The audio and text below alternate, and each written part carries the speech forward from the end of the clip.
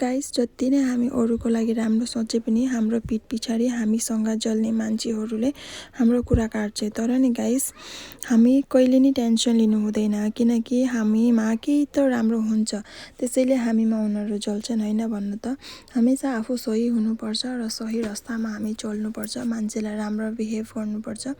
हाम्रो जति नै कुरा काट्नु न, मलाई त केही फरक पर्दैन र गाइस, हजुरलाई पनि फरक नपर्नु त्यस्तै इन्सानहरूदेखि।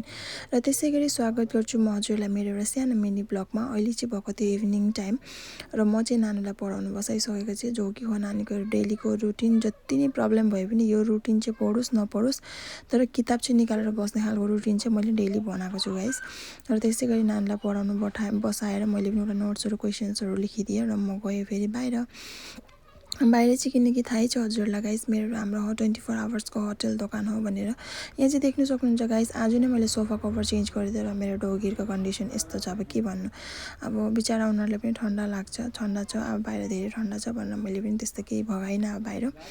र यहाँ चाहिँ मैले बेलुका उठाएको कपडा पट्याएर राखेको थिएँ। म चाहिँ गएँ फेरि बाहिर चाहिँ बहुत मेरो इम्पोर्टेन्ट ड्युटी चलिरहेको थियो, यो भाजी सब्जी काट्ने। कर्म गर्नुमा चाहिँ केही लाज हुन्न है गाइस, कर्म चाहिँ गर्नुपर्छ आफूले, जस्तै कर्म किन होस् किन होइन, आफू सही हुनुपर्छ र कर्म चाहिँ गर्दै जानुपर्छ। यहाँ चाहिँ प्यारी मम्मी सब्जी काट्दै हुनुहुन्छ। प्यारी भन्दाखेरि कोही बेला चाहिँ धेरै झर्किनुहुन्छ गाइस, कोही बेला चाहिँ कराउनु पनि हुन्छ, त्यति बेला चाहिँ चुपचाप बस्यौँ हामी।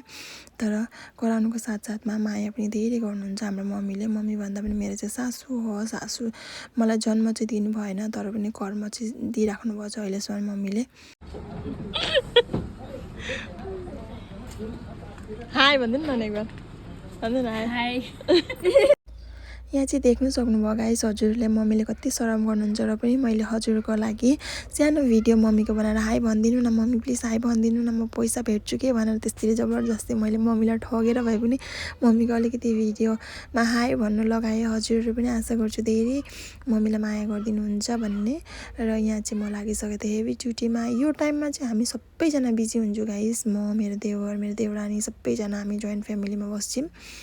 र त्यति बिचमा बाबाले चाहिँ सामान टमटममा हालेर पठाइदिनु भएछ। बाबा पनि बजार जानुहुन्छ डेली राति, र सामान सबै थक हालेर पठाइदिनु भएछ। र बाबा चाहिँ आउनुभएको छैन, बाबा चाहिँ स्कुटीमा आउनुहुन्छ र सामान सबै यहीँ। अब म चाहिँ फेरि सब्जी भाजी काटिसकेर यता सामान मिलाउनेतिर लाग्छु र मम्मी चाहिँ अब सामान सबै थोक बोकेर लाँदा मम्मी सबै त्यहाँ जग्गामा सेटल गराउनु पर्छ नि त गाइस, नभए फेरि भोलि मिलाउनुमा दिगदार हुन्छ, तक्लिफ हुन्छ नि। यहाँ भाइ पनि देख्नु सक्नुहुन्छ कति बिजी हुनुहुन्छ। हामीले चाहिँ हाम्रो बिजनेसलाई लिएर हामीले बहुत कुछ सेक्रिफाइस पनि गरेछौँ गाइस। ठिक छ त, हजुरलाई मेरो भिडियो राम्रो लाग्यो भने लाइक कमेन्ट सेयर अनि फलो गरिदिनु होला।